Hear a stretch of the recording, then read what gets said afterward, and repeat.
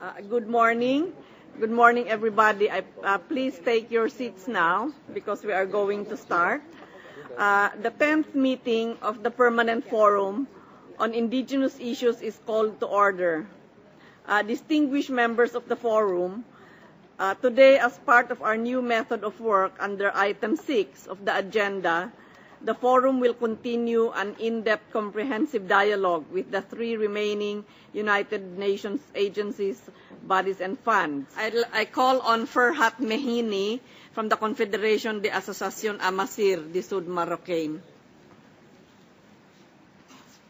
Yes, you have the floor. Is Ferhat here? Yes, okay. Thank you.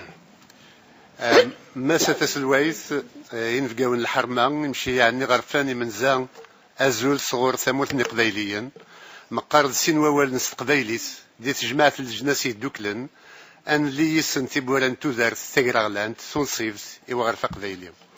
Madame la Présidente, honorable représentant des peuples autochtones, le peuple Kabylie vous salue dans sa langue pour marquer. The Kabylie people greet you in their own language to mark their arrival here at the United Nations on Tuesday, 2009. As Kabylie people, our very existence is being denied, our language is denied us, and there is an ongoing, constant struggle between us and the Algerian government since 1963.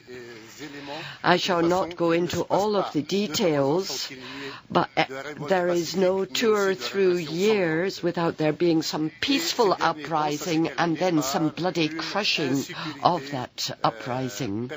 And so there is a constant insecurity and military occupation of our land. There is also economic sabotage and even our crops are damaged. Sometimes military people and the police set fire to our lands. And from 2007 to 8, over 1.5 million olive trees were burned down and destroyed. These were age-old trees that made up our economy, our well-being, and the health of our people. Vast areas of forest has been set fire to. The authorities have done nothing about it. They have not tried to put out the forest fires. Worse, even when the forest fires reach houses, the authorities stop us from putting them out.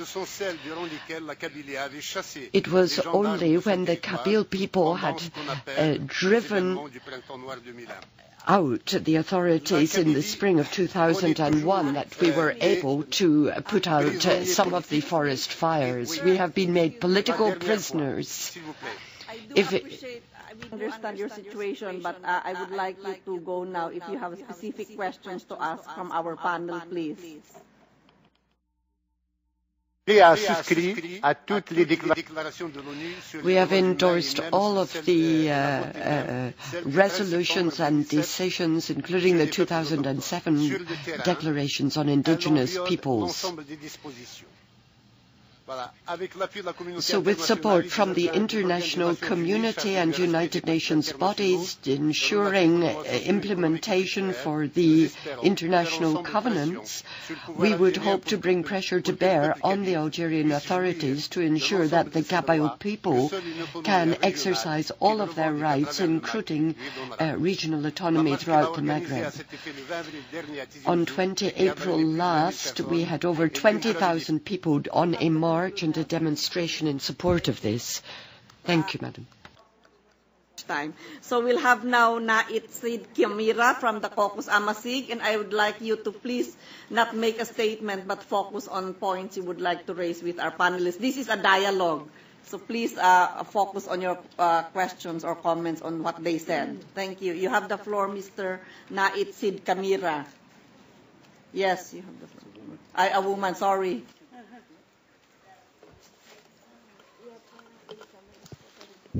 الزوج الأول bonjour tout le monde. le caucus Amazigh, nous avons quelques questions à poser pour les organismes des Nations Unies et pour le forum permanent. Good morning.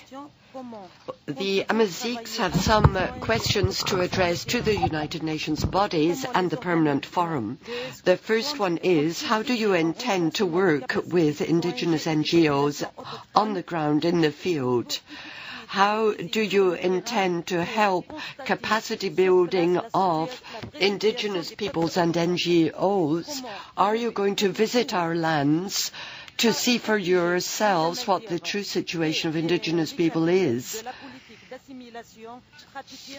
How can you protect the Amazighs and the Kabyles against the policy of assimilation, which is a policy pursued by governments in Northern Africa? And another question, how can ECOSOC and the Permanent Forum deal with the deadlock which has developed? How can you help to promote indigenous peoples in Africa? I have so many questions here. I'm trying to identify and focus on the most relevant ones, if you'll forgive me. Thank you. My colleague will ask the questions from the Tuareg, if that is possible. So the question is, how does ECOSOC and the Permanent Forum intend to protect the rights of indigenous peoples in African countries? Most of the UN system and the United Nations do not even become involved in this area of issues, the categories of rights. Our last question is, how can ECOSOC resolve the deadlock about how to get governments involved in disseminating the Declaration on the Rights of Indigenous Peoples? NGOs in the diaspora have to be taken into account, as well as the Declaration on the Rights of Indigenous Peoples. How to promulgate. Thank you very much. I'd like to call now on Les Malizer, who will speak on behalf of the National Native Title Council and other organizations in Australia. You have the floor, sir.